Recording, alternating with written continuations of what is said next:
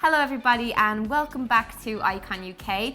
I'm Melanie Murphy and today I'm joined by Hannah Witton. Hello. And we've filmed a bunch of videos together on this channel already about body confidence and relationship advice and stuff. So if you want to watch them, just click the little eye up there.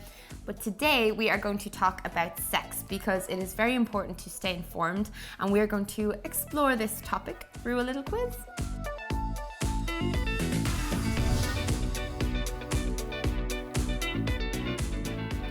So Icon have given both of us a little list of questions to ask each other. So we're going to see which one of us knows more. I'm ready. I'm very competitive right now. Okay, question 1. The emergency contraceptive pill is effective for up to 7 days. Oh, I know it decreases in its effectiveness, the longer you leave before you take it, but I don't think it'll last 7 days. That's way too long. False. Yeah, you're right. Yeah! So with the emergency contraceptive pill, the most important thing is taking it as soon as possible afterwards. So there's 2 types available on the NHS. One is effective for up to 3 days and one is effective for up to 5 days. However, both, isn't it that they decrease in effectiveness the longer you leave it. But also remember, it is called the emergency contraceptive for a reason, because you should also be taking other forms of contraception, like the pill or using condoms, because the emergency contraceptive is for emergencies only. Okay, my turn. There are 6 types of contraception. I know there's condoms, there's the pill, there's the patch, there's the injection, there's the coil. I bet you there's one more, so I'm just going to say true. It's false. There's actually 13. I'm going to see if I can list them. What are they? I bet you I know them. Okay, so you've got the combined pill, progesterone-only pill, male condoms, female condoms, patch injection, implant, diaphragm. You've got the coil, but there's the copper coil and then the hormonal coil. And then you've got the NuvaRing, natural family planning, so knowing your cycle yes. and everything like that. I wouldn't have thought of that as an option. And then there's caps.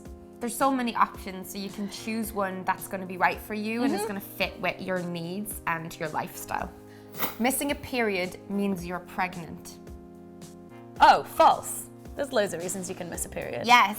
A lot of people do go through periods where they'll miss a period for maybe 1 or 2 months, or they might get a very heavy period for 2 weeks. Yeah, especially when you've just first started your period, it can take a while for you to have a regular period. So there's loads of reasons why you could miss a period. Oh yeah, definitely. Especially even coming on and off the pill, so different contraceptives can affect it. Another reason you miss a period is that you're pregnant.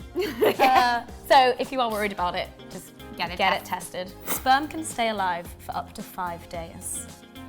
I have a feeling that this is true because I can't see the function in them if they're just going to die straight away. So well, they actually do die within an hour outside of the body, but inside the uterus they can survive up to 5 days. So you are correct. If you have unprotected sex and you think, I'm not ovulating, then you can technically still get pregnant if they're still there. So my next one, you know if you have an STI.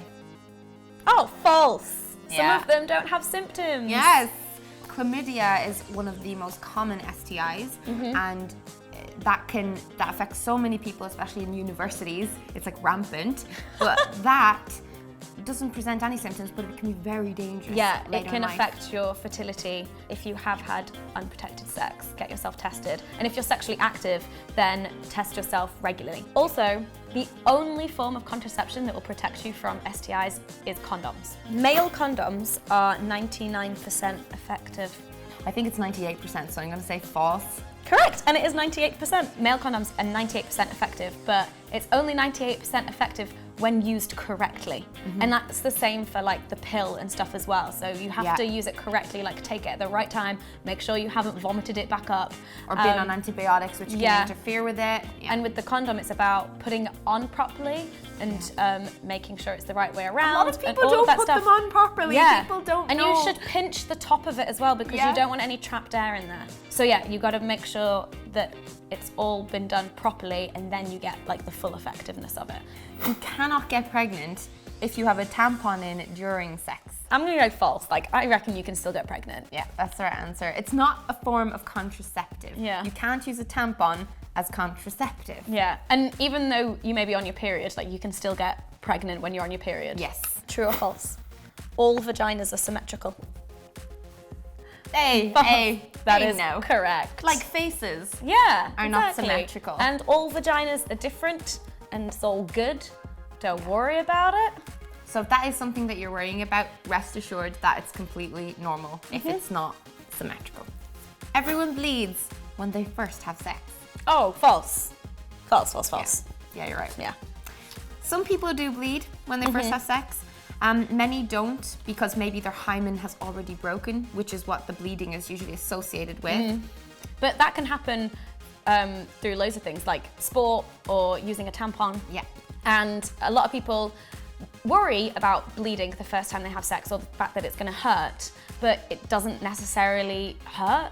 As long as you are relaxed and you're comfortable and you are ready and it feels right to you, then it shouldn't hurt.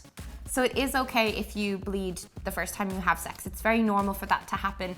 But if you're bleeding just regularly when you're having sex and you're worried about it, do go and get it checked out just in case, or if you're hurting or anything like that, because that's not normal, and you definitely always have to put your health first. The average age someone loses their virginity is 18.